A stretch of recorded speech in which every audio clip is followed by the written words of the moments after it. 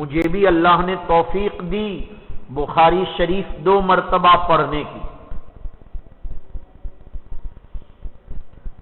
مولانا یونس صاحب نے بھی 2 مرتبہ پڑھی، مولانا زکریا صاحب نے بھی 2 مرتبہ پڑھی۔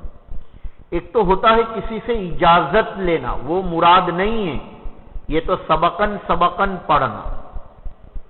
میرا واقعہ تو بڑا عجیب ہے بخاری کا، چونکہ دورے میں اول نمبر آیا تھا، میں نے حضرت مولانا یونس صاحب سے درخواست کی کہ حضرت سبق میں شریک ہونا چاہتا ہوں، کہا دفتر سے اجازت لے لو۔ اجازت لینے کے لیے پرچی پہنچائی تو حضرت مفتی مظفر صاحب نے کہا کہ نہیں، اس کی کوئی نظیر نہیں کہ دوسری مرتبہ داخلہ دیا جائے کامیاب طالب علم۔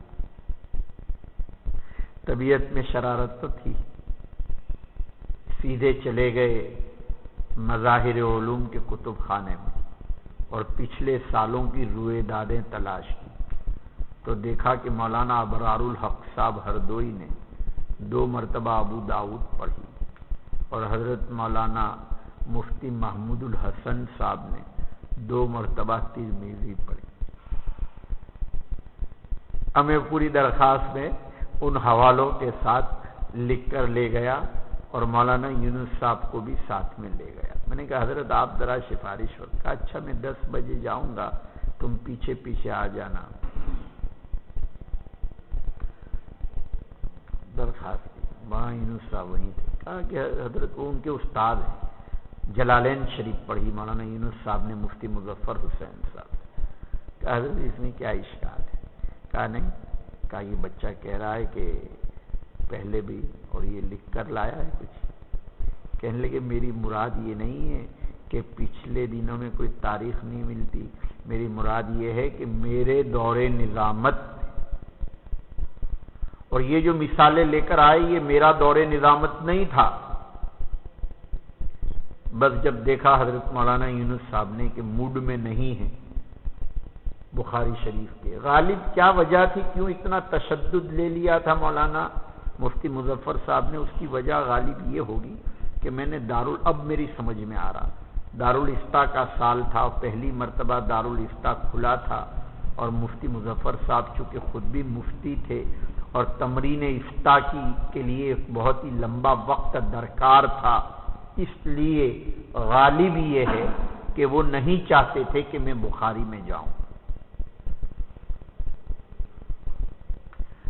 اب تو ہتھیار میں نے بھی ڈال دیے، اب میں نے جا کے حضرت مولانا مفتی یحییٰ صاحب صدر مفتی شعبہ کو کہا، بہت ارادہ تھا میرا، تو کہا کیوں منظور نہیں ہو رہی؟ میں نے بتایا تو کہا کہ ایک کام کرو کسی کو کہنا مت۔ میں نے کہا جی حضرت۔ کہنے لگے تم پیشاب کے بہانے سے چلے جاؤ، جب تک بخاری کا سبق ہو بیٹھو پھر آ جاؤ۔ میں نے کہا ٹھیک ہے، آپ کی اجازت ہے تو مجھے کوئی اشکال نہیں۔ تو اس طرح حضرت مفتی یحییٰ صاحب کی کرم فرمائی سے میں جانے لگا، کتاب العلم تک پہنچا اور دفتر میں شکایت پہنچ گئی۔ سمجھ میں آیا کسی نے کہہ دیا کہ وہ بخاری میں جاتے ہیں، یہاں تو بخاری میں نہ آنے پر اشکال ہے، آپ کی بات پر ادھر بخاری میں جانے پر اشکال تھا، شتّا نہ بینہ ہو۔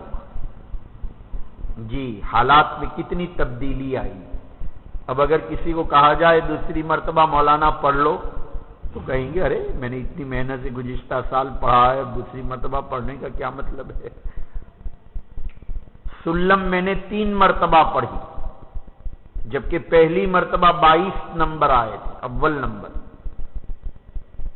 بہرحال اس طریقے سے بخاری کتاب العلم تک 2 مرتبہ حضرت مولانا یونس صاحب سے پڑھا، گویا دارالافتاء کے سال بھی۔